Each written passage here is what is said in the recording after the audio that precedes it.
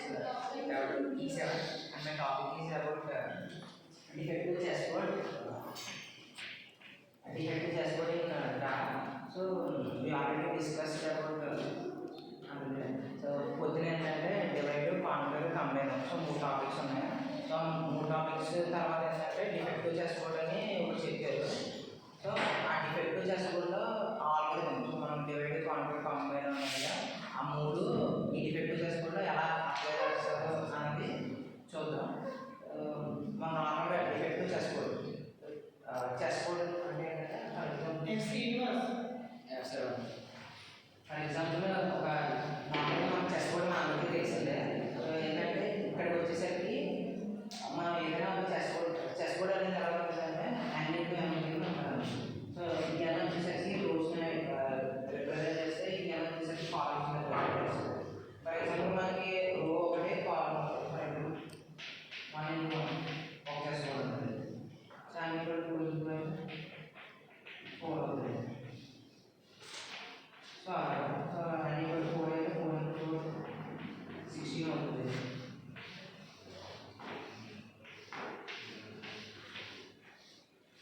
చెస్బోర్డ్ అనేది n తీసుకుంటాం. So defective అంటే ఏంటంటే దీంట్లో ఒక డిఫెక్టివ్ పార్ట్ ఉంటుంది.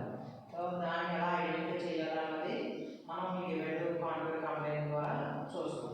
ఫర్ ఎగ్జాంపుల్ ఏంటంటే దానికి ఫార్ములా ఏంటంటే n అనేది 2 పవర్ k కింద ఎగ్జ్యూమ్ చేసుకుంటాం. సో 2 పవర్ k కింద ఎగ్జ్యూమ్ చేసుకున్నాక ఏం చేస్తామంటే దాన్ని -1 రాస్తాం. -1 వేస్తే సమ్ వాల్యూ వచ్చింది. సో ఇక్కడ వచ్చిన సమ్ వాల్యూ అనేది ఇక్కడ వచ్చిన ఏ వాల్యూ సరే దీంతో డివైడ్ అవుతుంది. సో దాని ద్వారా నాన్ డిఫెక్టివ్ ఎన్నాలో తెలుస్తుంది.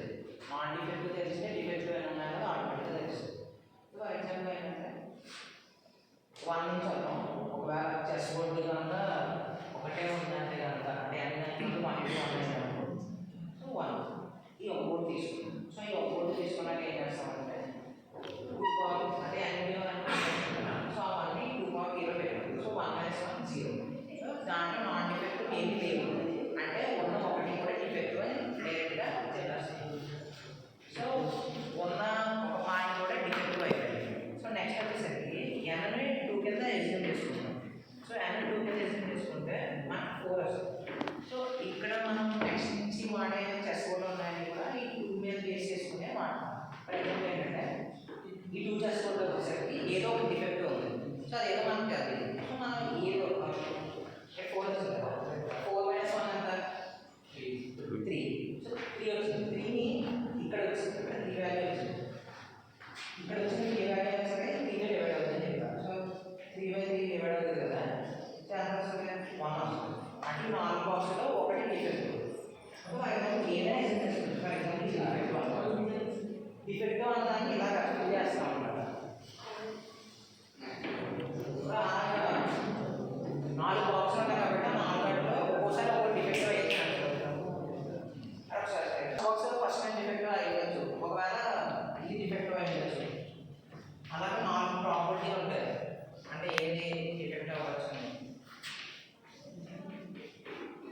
సో ఇలాగ డిఫెక్టివ్ అయిన తర్వాత ఏంటంటే మిగిలిన ఉంటాయి కదా నాన్ డిఫెక్టివ్, అవి ఈ షేప్లో ఉంటాయి, ఎల్ షేప్లో. సో మనం చెస్ ఆడితే హార్స్ ఉంటుంది, హార్స్ ఎల్ షేప్లో పోతాం. ఆ టైప్ ఏంటంటే ఈ ఎల్ షేప్లో ఉన్నట్టుని ఇది ట్రయాంగిల్స్ అంటారంట. స్పెల్లింగ్ ఒకటి ట్రయాంగిల్స్. ఈ ట్రయాంగిల్స్ వాడుకుంటాం అంటే ఫర్ ఎగ్జాంపుల్ ఏంటంటే డివైడ్ కాన్కర్ n = 8 ఇచ్చాడు అనుకోరా, n = 8 ఇచ్చాడు. సో 8 ఇస్తే ఏమవుతుంది, 18 8 ఎంత అవుతుంది 64 అయింది. 64 అయితే 64 - 1 ఎంత 63. సో 63 3తో డివైడ్ చేసాం. ఎంత వస్తుంది 21. సో 21 నాన్ డిఫెక్టివ్ ఉన్నాయి. సో రిమైనింగ్ డిఫెక్టివ్ నేను చెప్పేది. సో మనకి ఎన్నో 21 నాన్ డిఫెక్టివ్ ఉన్నాయి, మిగిలిన డిఫెక్టివ్.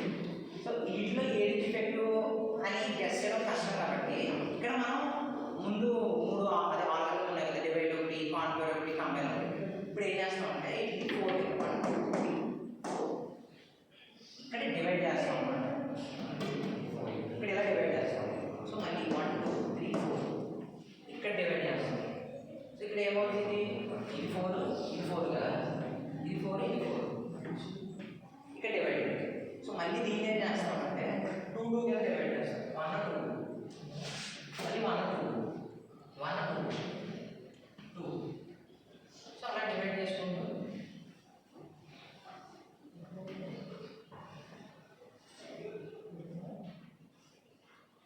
అలా డివైడ్ చేసుకుంటాం. సో ఇప్పుడు 2 ఈ 2